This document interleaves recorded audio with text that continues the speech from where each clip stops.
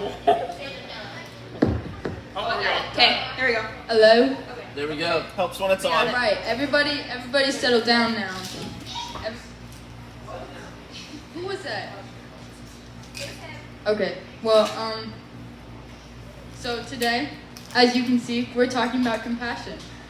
And, yeah, I don't know what else to say about it. We, as going throughout this mission trip, we have seen a lot of need for compassion, and we wanted to talk about it because we feel like it's something that we needed to talk about.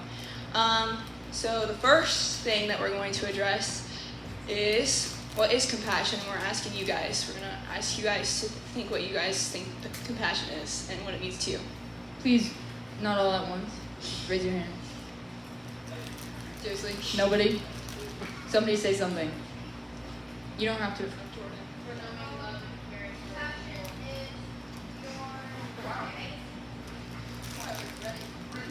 What? Say that again? Say that again.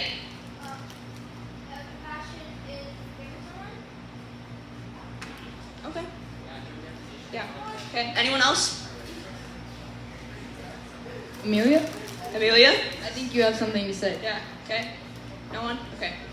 Well, The guys on this Alli. mission trip, the people on this mission trip. yeah. Carter has an answer. Okay.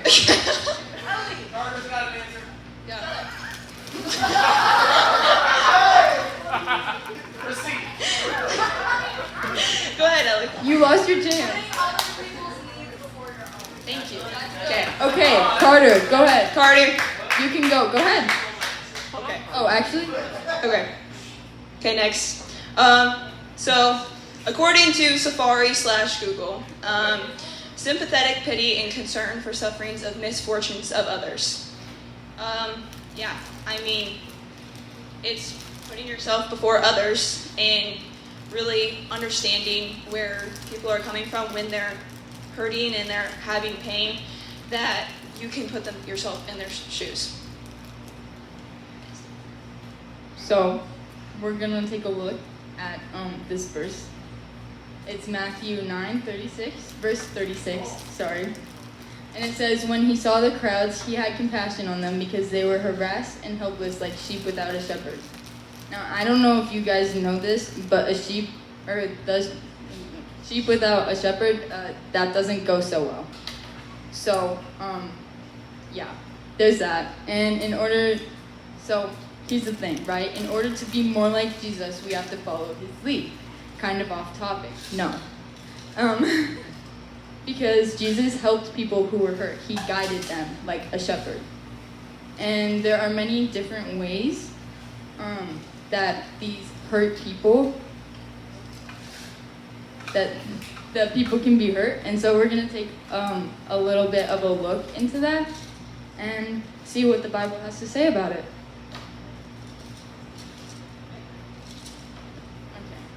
So the first one is insecurities, and also all of these are like not necessarily like physical hurt, right? Okay, it's more mental. So the verse that I chose for it is Psalms 139, 13 through 14, and it says, "For you created my inmost being, you knit me together in my mother's womb. I praise you because I am fearfully and wonderfully made. Your works are wonderful, and I know that full well." Mitchell brought this up at some point, I don't remember when, but it was like a huge thing. And yeah, I thought that it was like kind of a really good verse for showing that you have no reason to be insecure because your worth is in God, and it should be. And everybody has insecurities, whether it's like in relationships or like the way that you see yourself. And, it kind of hurts when people point these out, right? But the reality of this all is that these so-called, imperfections, are what God calls wonderful creations, like said in this verse. So next time that you feel, insecure, just think about how amazing and fearful God sees you. And also, you're a work of art, and you should never put or call yourself anything below that. Okay, Next one is burnout, and this is something that I struggle with personally, as pushing myself to the limits and pushing myself way too far. So the verse I chose is, He gives strength to the weary and increases the power of the weak. Even youths grow tired and weary, and young men stumble and fall. But those who hope in the Lord will renew their strength. They will soar on wings like eagles. They will run and not grow weary. They will walk and they will not be faint. So, I like this verse because I feel like it says a lot about, like, God gives you strength to do everything. And without God, I feel like you have a loss to move forward. I would say that the more time you spend with God, the more strength you will have. The power of hope in God is so incredible. With hope in God, we are weak. Or without hope in God, we are weak and cannot renew ourselves of situations that we can't handle without God. And it's important to ask God to renew us, like it says in the verse, because He knows what you need to be able to continue living a life that you can grow spiritually and live for Him and under His name and for Christ. When you want to do more and more and more and more and more, to do more, we mentally just can't sometimes. And it's important to remember that the more we trust, hope, and follow God, the more He will give us strength to allow us to do things that are assets to our relationships with Jesus, friends, our health, our mind, and etc. God gives you strength to do anything and everything, and you should be thankful for that. The next struggle that we're going to talk about is kind of something that I feel everybody can relate to. It's anxiety. I especially can relate to this, but Matthew 6:34 says, "Therefore do not worry about tomorrow, for tomorrow will worry about itself. Each day has enough trouble of its own." Somebody sent me this verse. They know who they are. And it was kind of when I was struggling. It was very helpful. But anyways, the verse is basically saying that God calls us not to worry about tomorrow, with the fact that He is in control. And just take one day at a time, right? Something that I think we need to understand is that we can try as hard as possible to control our lives, but we aren't the ones in control, and we need to give that all to God. And it's easier said than done, don't get me wrong. But we need to trust God and that He knows what He's doing. And you'll never get over those anxious feelings that you have if you don't give it to Him. Next one is loneliness, and this is something that I've seen throughout the mission trip and working with kids. I've had many conversations with kids, and it's just heartbreaking. I thought I would bring this up. So the verse is, "Though my father and mother forsake me, the Lord will receive me." It's very blatant, out there. It's straight to the point. It tells you that God's going to be there for you no matter what. And if you confide in Him and you are in His Word and you're working towards that, He will be your best friend. And that's an ultimate goal of, I think, at least me. I don't know if that's anyone. I want to be able to have conversations with God daily about my struggles, about what's happening in my life, what I need help with, and not just to go begging to Him for what I need, want, or what, I want to say, this is what I'm struggling with, can you help me with this? But I also want to thank Him for what He has given me, and just tell Him, you're talking to your best friend. It's not necessarily talking to a higher power, or you can think of it as that, but I like to think of it as a way to speak to someone who can help you and will make you stronger, like a best friend, because a best friend is going to help you through the struggles, and that's exactly what God's going to do. And let's say you start talking to Jesus like he's best friends with you, and like your relationship with him is gonna grow so much. It's not even like, it's so amazing. I've already started doing it, and it's just awesome. So whether that's praising him in worship and just acting like he's right next to you, worshiping with you, or if you're in the car and you're just driving home or in the car by yourself and you're like, I want to have a conversation with God. Just talk to the road, but act like there's someone in the passenger seat. Yeah. Okay, so the biggest, I guess, situation that we have is depression. It's a deep one. Okay. The verse for this one is Psalms 34, 17 through 18. The righteous cry out, and the Lord hears them. He delivers them from all their troubles. The Lord is close to the brokenhearted and saves those who are crushed in spirit. I'm going to talk about the first part of the verse, which is verse 17. And it just describes that the Lord will always be there for you and show compassion for you, like we talked about at the beginning. He takes your troubles into his hands, and if you're willing to give them up, he will take them to your hands. And by giving them up, I mean like confessing that and admitting that you have those struggles and not pushing them down and defeating them because you're like, oh, I want to be perfect all the time, which is not okay. And you can confess and admit to him by praying and saying, God, I really need to work on this, and I really need to, this is a struggle that I have, and I want to improve how I problem solve with it. And I'll have Alli talk about the second verse. So the second verse is verse 18, right? It says, the Lord is close to the brokenhearted and saves those who are crushed in spirit. And it just goes to show that he's not only there for the happiest of people. No, he's there for the brokenhearted. It's kind of like, what's the verse?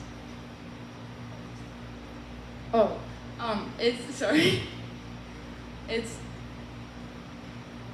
in the book of Mark, it talks about how it's not the healthy that need a doctor, it's the sick. And that kind of relates, I feel like, to how God works and how he helps us grow. And even though you don't feel him or his spirit, he's always there for you and is willing to listen to you and just help you in any way that you need. You just have to allow that to happen. Okay, so that was a lot. It's not over yet, but we're going to talk about how to solve it and how to help people with these struggles and how you can help yourselves and how we can confide in God. But it's also because it's hard to talk about them. I'm going to be honest, it's hard to talk about these things, but we can't just ignore them, because if we ignore them, then that's giving the enemy what we want, what they want. And that's not what we want to happen, obviously. So, we shouldn't ignore them and push them down any further than we need to, because honestly, I've had a lot of friends and myself who push things down, and they push depression, anxiety, burnout, all these things down, and they're like, yeah, I'm fine, but they're not fine. So this is how, okay, so I have a question for you guys. Again, another one. And I want to ask, how do we help people who are hurting? How do you guys think we should help people who are hurting? Jack.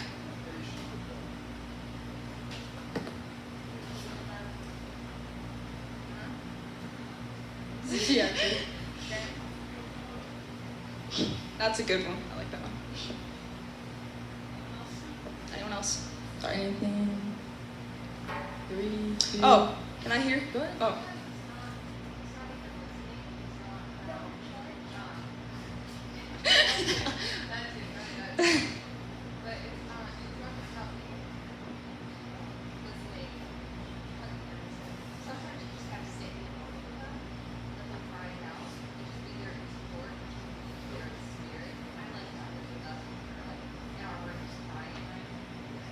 Ellie.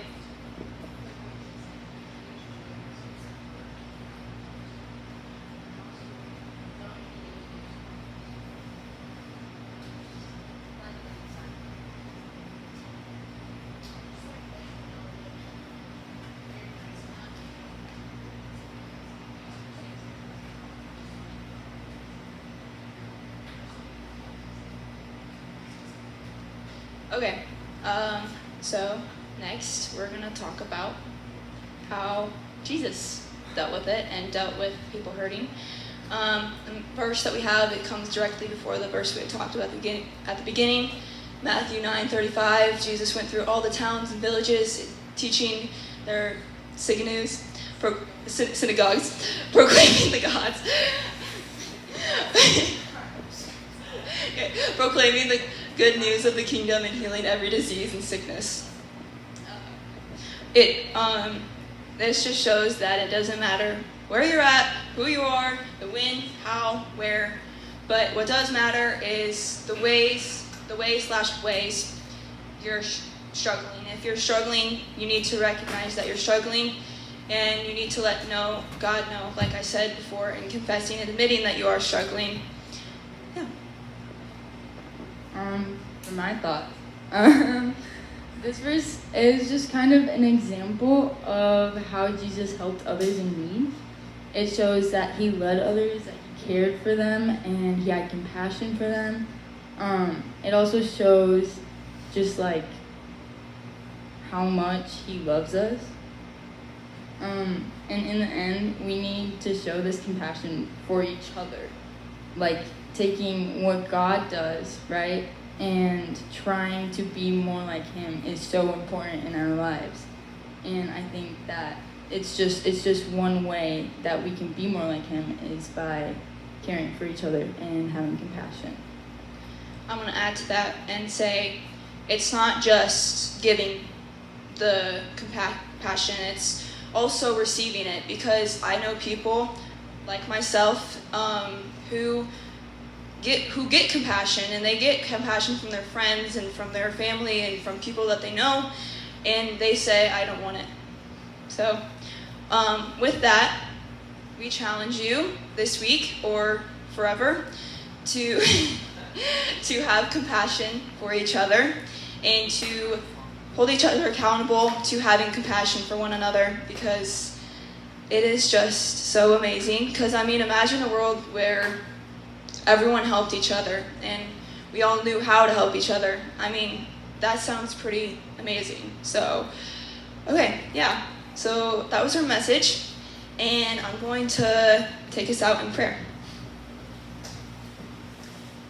Dear God, I pray to you tonight that we did a good job, and I pray for these people who listen to it to take something from it, and even if it's just one little bullet point or one little thing that they take, I hope that they take it and apply it to their life, because compassion is so important to help people, to help yourself, and I just hope that they are there for each other and they hold each other accountable for it. In your name I pray, amen.